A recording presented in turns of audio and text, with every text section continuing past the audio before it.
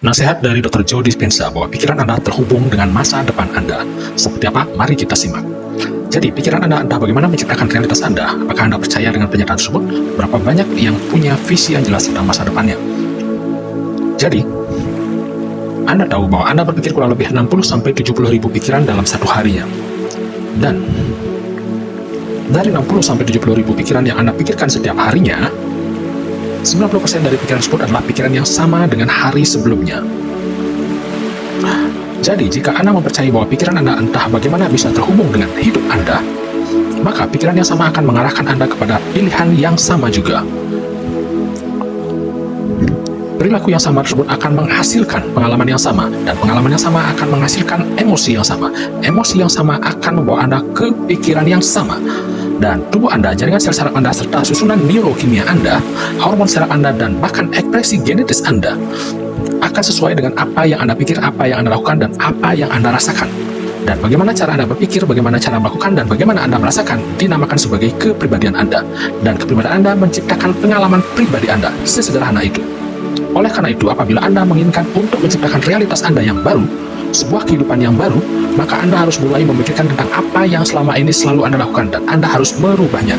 Anda harus menyadari, mengenali apa saja yang ada di dalam pikiran, dan Anda harus mengamatinya. Anda harus memperhatikan perilaku serta kebiasaan-kebiasaan yang otomatis, dan Anda harus memodifikasinya. Anda harus melihat emosi jenis apa saja yang Anda jalani setiap hari, yang selama ini terhubung dengan masa lalu Anda.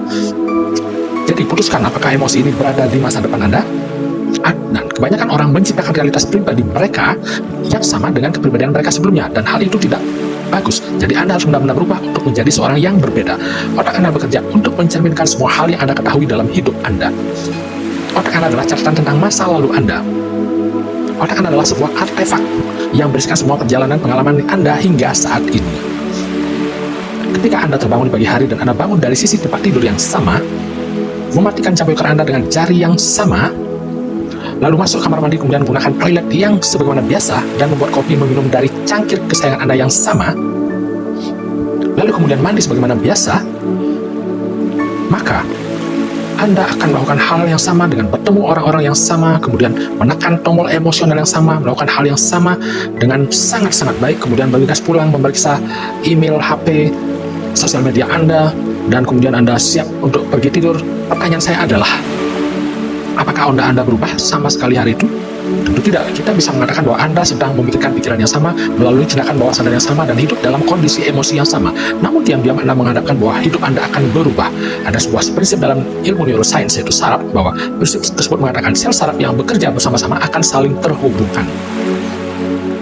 Jadi apabila Anda memikirkan hal yang sama, mengambil pilihan yang sama, melakukan perilaku yang sama, mereproduksi pengalaman yang sama, yang memberikan tanda bahwa jaringan saraf yang sama ke dalam pola yang sama, lalu kemudian menghasilkan emosi yang sama, Anda akan memprogram otak Anda menjadi sesuatu yang khas.